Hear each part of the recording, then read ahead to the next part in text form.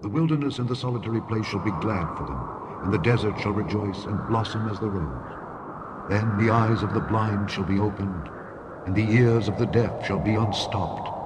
For in the wilderness shall waters break out, and streams in the desert, and the parched ground shall become a pool. And an highway shall be there, and a way, and it shall be called the way of holiness. The unclean shall not pass over it, but it shall be for those. The wayfaring men, though fools, shall not err therein, but the redeemed shall walk there. Revelations 12:13 and 14. And when the dragon saw that he was cast unto the earth, he persecuted the woman which brought forth the man-child. And to the woman were given 2 wings of a great eagle, that she might fly into the wilderness, into her place, where she is nourished for a time, and times, and half a time, from the face of the serpent. Moses led the children of Israel out of Egypt, or system of his day, and into the wilderness. The key into that wilderness of so long ago was the Red Sea, and once that portal was opened, no one could enter but God's children. Pharaoh tried and was swallowed up at the portal mouth. We, the modern-day children of God, depicted in Revelations chapter 12, verse 17, as the remnant, will face many Red Sea events during the coming Great Tribulation. Unlike Moses and his people, we, the remnant, do not have an earthly wilderness to run to. And even if we did, it would be nigh impossible to remain undetected, because the beastly system has every means available to track and monitor anyone, anywhere on the face of the earth today. That is, except one.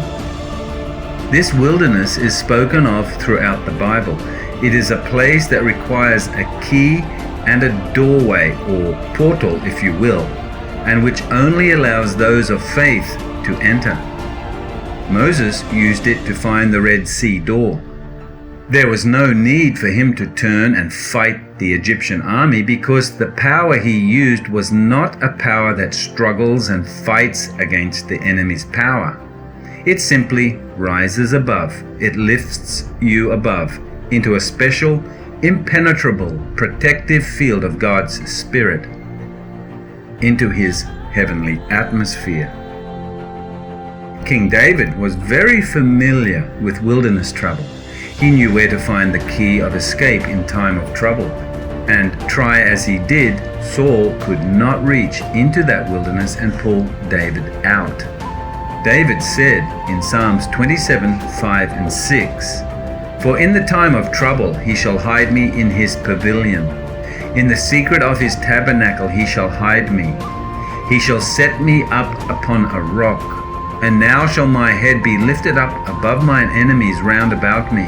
Therefore will I offer in his tabernacle sacrifices of joy.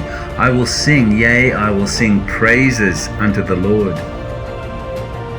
Have you ever noticed how praising immediately changes the spirit of whatever is happening, wherever you are? There's nothing the enemy can do about that. He can't fight back, bring in reinforcements, or pull out a new weapon or tactic. All he can do is vainly struggle on while you have risen above and are out of reach of his attacks. So, the power of rising above is much greater than conventional, physical, or spiritual warfare the devil can hit you with, because it can't be beat no matter what.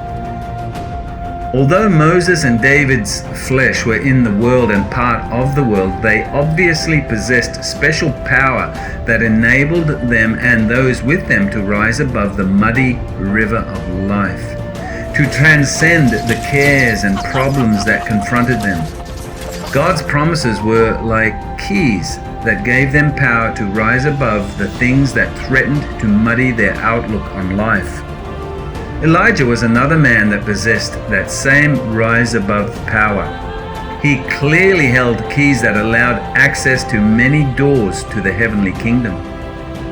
Jesus said in Matthew 16:19, "And I will give unto thee the keys of the kingdom of heaven, and whatsoever thou shalt bind on earth shall be bound in heaven, and whatsoever thou shalt loose on earth shall be loosed in heaven." Now is the time for the power of the keys. During their days of tribulation, those men of old were able to rise above because they were empowered with the keys of the kingdom. Likewise, we in our turn must be empowered with the keys in order to escape into the wilderness of the Spirit, as is suggested we will do in Revelations 12:14. When the tribulation of Matthew 24:21 arrives, which it surely will, when there will be nowhere to run or hide except up into the wilderness of the Spirit, this rising above power will become indispensable. Even now, God's children are being confronted with an ever-increasing myriad of impossible situations. Take heed, we are being slowly and surely herded toward the Red Sea. Pharaoh, with all his worldly wisdom and scientific gadgetry, believes he has us corralled. You must keep this knowledge at the forefront of your mind when the enemy attacks you. You have to know for a fact that if you do what Jesus shows you to do, if you use the spiritual weapons, if you go deeper into Him, into the wilderness, you will win. The keys to the kingdom will become our indispensable ally. To truly learn the art of rising above, you must be empowered with the keys.